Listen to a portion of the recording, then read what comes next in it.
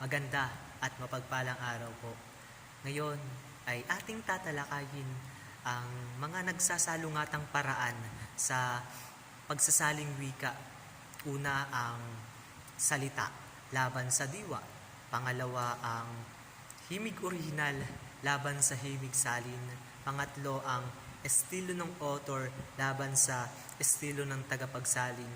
Pang-apat, panahon ng author laban sa panahon ng tagapagsalin. Panglima, maaaring baguhin laban sa hindi maaaring baguhin. At pang-anim, tula sa tula laban sa tula sa prosa. Ngayon ay bigyan muna natin kahulugan ng unang bahagi kung saan ito yung salita laban sa diwa. Ano nga ba ito? Ang salita, ito yung kung sa pagsasalin, ang salita ay maaaring isinasalin literal ang isang orihinal na diwa ng salitang ito, kung saan maaaring mamali o maaaring maging mahirap para sa mga tagapagsalin ang gawing literal ang salin, sapagkat mawawala yung diwa ng salita sa orihinal na salin ito. Kaya at ang diwa naman sa laban sa salita, ito yung diwa kung saan malayang nakakapagsalin ang mga tagapagsalin na nandoon yung angkop na salita na maaari nilang isalin sa orihinal na maayos sa pandinig ng mga mambabasa at makakakita nito. Kaya para sa akin ang salita laban sa diwa ay diwa ang nanaig para sa pagsasalin na ito, dahil kung magsasalin tayo nga ay hindi maaaring literal ang gagawin nating salin, sapagkat maaaring hindi maangkop yung salita na isasalin natin sa orihinal. Kaya dapat diwa yung manaig, dahil magiging malikhain ito, maaaring malaya yung mga magsasalin nito, dahil naroon yung iaangkop nila yung salita. Halimbawa sa Pilipino at sa Ingles, at ayun, nandun yung isasalin nila yung Pilipino na nandoon yung pinapaksa nila o pinupunto nila na isasalin na ng tagapagsalin sa orihinal na diwa nito. Kaya dapat kapag magsasalin tayo ay diwa ang ating gamitin laban sa salita, dahil kapag salita, halimbawa nga sa salita, para sa akin ang isang salitang hotdog, kung isasalin natin itong literal, di ba maaaring ito ay maging mainit na aso, di ba? Parang ang sama naman pakinggan sa mga mambabasa o makakakita o makakarinig ng salin na ito. Kaya dapat diwa ang ating panaigin, na kung saan nandoon yung malikhaing pangungusap ng isang tagapagsalin na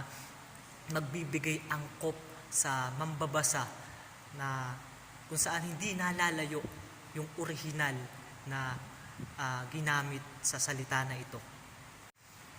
At ngayon ay pag-usapan naman natin ang ikalawa, ang himig orihinal laban sa himig salin. Ang nanaig sa akin dito ay yung himig orihinal. Bakit? Dahil sa himig orihinal, nandun pa rin yung nilalaman,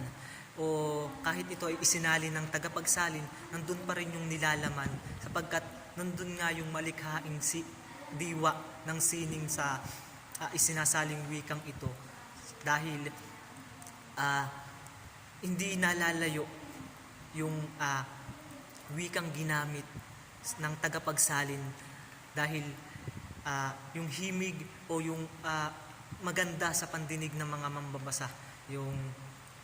isinaling wika sa orihinal na gamit. Kumbaga sa himig salin na maaring pumasok pa rin dito yung literal na salin ng salita ng tagapagsalin. Kaya dapat wag nating baguhin yung nilalaman ng diwa ng salita base sa orihinal na himig nito. Kaya na kahit mabago yung salita, nandoon pa rin yung nilalaman at diwa ng nilalaman ng isang pangungusap kung isasalin ito sa orihinal. Kaya dapat maging maingat tayo at piliin natin yung angkop na makapagbibigay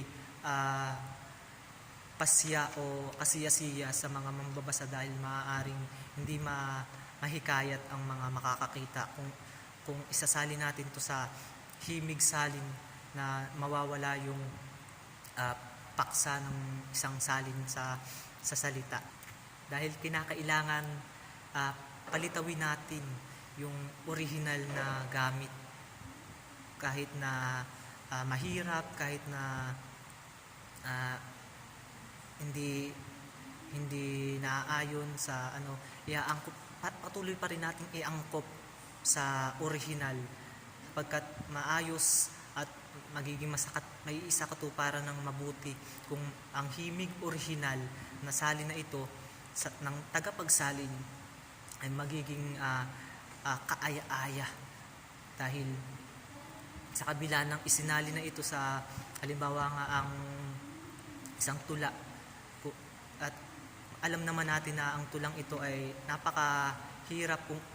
pagsasalin-salin pa natin o isasalin natin sa panibagong salin upang mas lalong maunawaan ng mga mambabasa at halimbawa at isa pa nga ang isang Biblia na napakalawak na iba't ibang bersyo ang ginagamit para maging maisakatuparan lamang ang ginawang salin dahil para nakadepende sa mga taong mababaw ang pangunawa sa pagbasa. Kaya isinasalin ng tagapagsalin sa mas maangkop at mas maayos na paraan para nang sa gayon ay kahit na ito ay isinali na, nandun pa rin yung nilalaman ng isang salin na salita.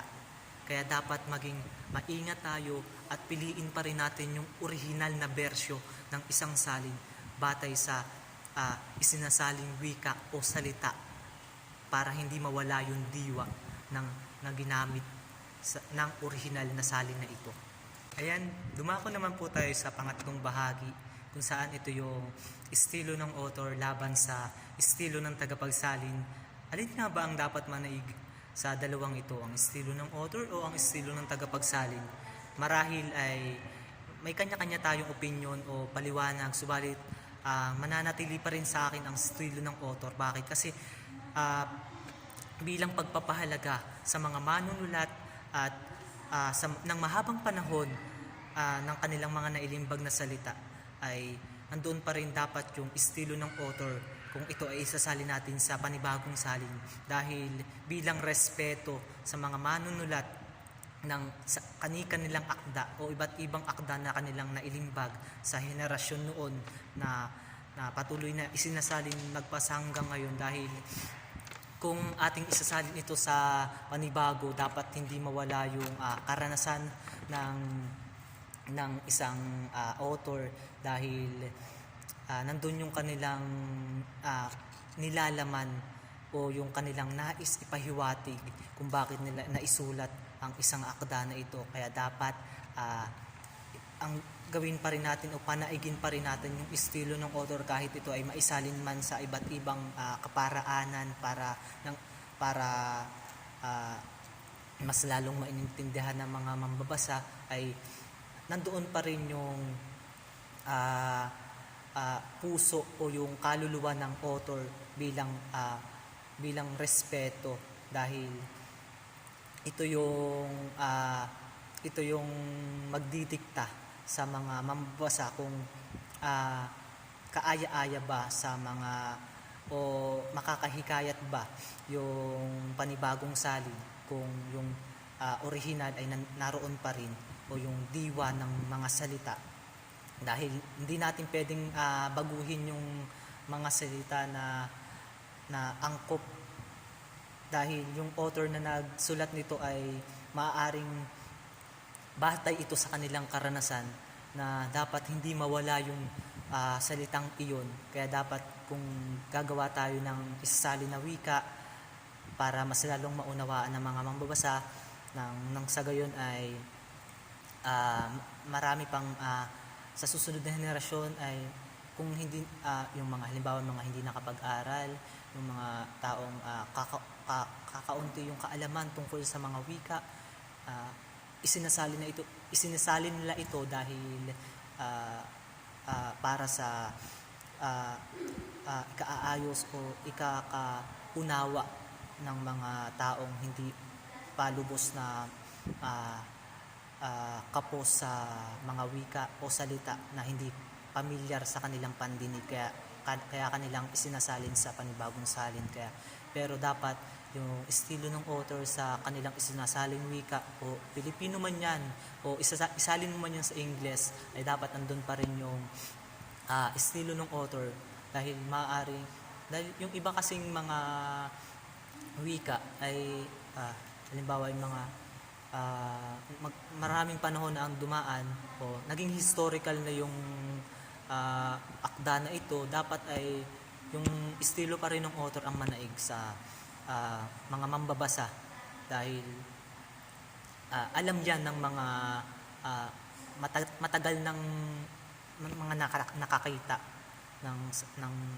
akda na ito. Kaya dapat estilo ng author pa rin yung ating gamitin, nang sa gayon ay bilang paglilinang o bilang alaala sa mga nagsulat nito. Ayan, sa kasunod na bahagi, ang pang-apat na mga nagsasalungatang paraan ng pagsasaling wika, ang panahon ng author laban sa panahon ng tagapagsalin, kung saan napaka-komplikado kung ano nga ba ang pipiliin, dahil yung author na ito, yung sa kanyang henerasyon ay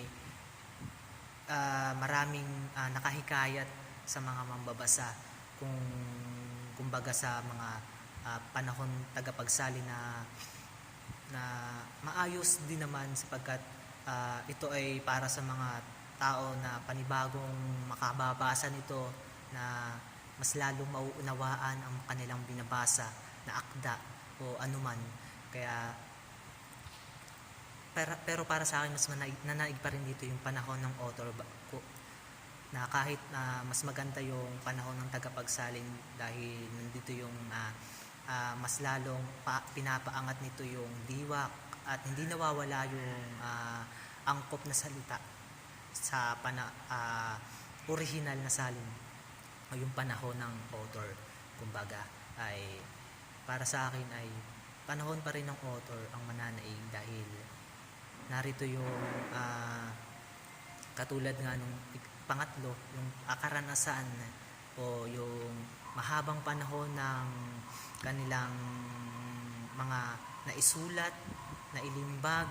na nagawa o na lumawak sa mga mambabasa na kapanghikayat, dahil sa mga salitang ito, maaaring iba ay naimpluwensyahan ng author, kaya patuloy na maraming naglilimbag, gumagawa ng mga malilikhaing obra ng mga makata, dahil sa mga author na kanilang iniidolo o inaangat dahil sa henerasyon nila noon. Kaya patuloy na umuunlad ang ating industriya ng wika. Kaya para sa akin, yung panahon ng author pa rin ang mananaig, dahil yun, nandoon yung puso, yung kaluluwa ng isinasaling wika o yung wika na isinasaad sa bawat pangungusap na nakadepende sa kanilang nakikita, naiisip. Napakamalikhain kasi ng author na yun. Kung sa bagay, ang tagapagsali naman ay ganoon din, pero yung author kasi yung original na nagbigay nito, o original na nagsulat nito, kaya dapat ay sa panahon ng author tayo nakadepende, dahil maaari kasing mabago pa rin yung isinasaling wika kung sa panahon ng tagapagsalin tayo bumabase, dahil kung sa panahon ng author nandun pa rin yung nilalaman, yung diwa, yung Ah,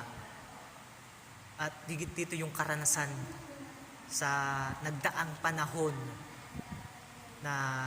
at hanggang sa ngayon henerasyon ay ah, nakatatag pa rin ito sa mga tao o sa mga nakakita, nakabasa ng kanilang nailimbag na salita o akda bilang limang bahagi ng paraan ng nagsasalungatang pagsasaling wika ng mga tagapagsalin bilang limang bahagi kung saan ito yung maaaring baguhin laban sa hindi maaaring baguhin. Ano nga ba ang mas mananaig, ang maaaring baguhin o hindi maaaring baguhin? Para sa akin, mangingibabaw rito yung maaaring baguhin dahil may ibang mga salita na hindi katumbas sa ibang wika na kinakailangan nating baguhin dahil nga nang sa gayon maiangkop yung nilalaman ng isang pangungusap o ng isang salita dahil alam naman natin na may iba't iba tayong wikang kinagisnan, kultura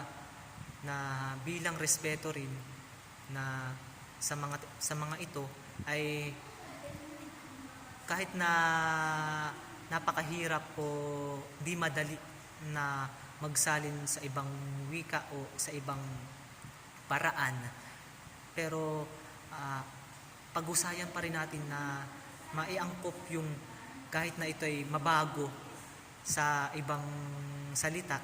nandun pa rin yung pinupunto ng tagapagsali na maaari nilang baguhin ito dahil para lamang maiangkop yung salita na kanilang ginagamit sa isang pangungusap dahil hindi maaaring hindi mabago dahil may mga hindi pamilyar na salita na ginagamit para nang sa gayon ay lumitaw yung obra o katha ng isang salita. Kaya kailangan para mas lalong maunawaan ng mga mambabasa ang kanilang binabasa ay inaangkop ng tagapagsalin sa mas mainam at maayos na paraan nang sa gayon ay lubos na maunawaan yung diwa ng mga salita dahil kinakailangan. At iyon, kapag tayo magsasalin, pwede nating baguhin pero dapat sa mas malapit na paraan o sa mas maayos na paraan, hindi tayo yung nakakahadlang o nakakasira ng isang salita dahil nga maaaring ang wika ay makasira o makabuo. Alin nga ba ang pipiliin natin, di ba? Kaya dapat tayo makabuo ng isang salita. Subalit dapat ay naaayon pa rin doon sa nilalaman ng ipinapaksa ng isang salin o isang salita man. Kaya dapat magsalin tayo ng wasto at mainam sa pandinig ng mga mambabasa dahil ang ating audience dito o yung ating taga panood o makakakita yung mga mambabasa na kanilang mahihikayat o maaaring maging inspirasyon din nila para magsalin sa panibagong salin. Bilang panghuling bahagi ng talakayan ito o pagpapaliwanag sa labanan ng mga paraan ng pagsasalin wika at ang pang-anim nga po rito yung tula sa tula laban sa tula sa prosa. Ano nga ba ang dapat manaig? Alin nga ba ang dapat piliin? Ang tula sa tula o ang tula laban sa prosa? Para sa akin yung kung pagbabatayan natin yung pampanitikan na ating isasalin na wika na kung saan dapat ay tula sa tula. Dapat dahil hindi maaring baguhin. Ito yung dapat na hindi maaring baguhin dahil mawawala yung diwa na isinasabi o nais ipahayon ng wikang ito. Kaya dapat kung magsasalin tayo o gagamit tayo ng mga salita ay ah, malaman natin yung ugnay na nilalaman nito, kung ito ba ay nararapat o hindi, dahil kung sa tula tayo ah, ah, mag maglalayon o pinupunto natin dito yung salita, ay kaya dapat magsalin tayo dun sa mga salitang angkop na magagamit, o nang sa gayon ay hindi mawala yung malikhaing diwa ng sinasabi sa isang wika, dahil yung tula nga ay napakalalim na mga salitain, kaya dapat magsalin tayo ng naaayon din dun sa tula na nakabatay sa mga salita, kaya dapat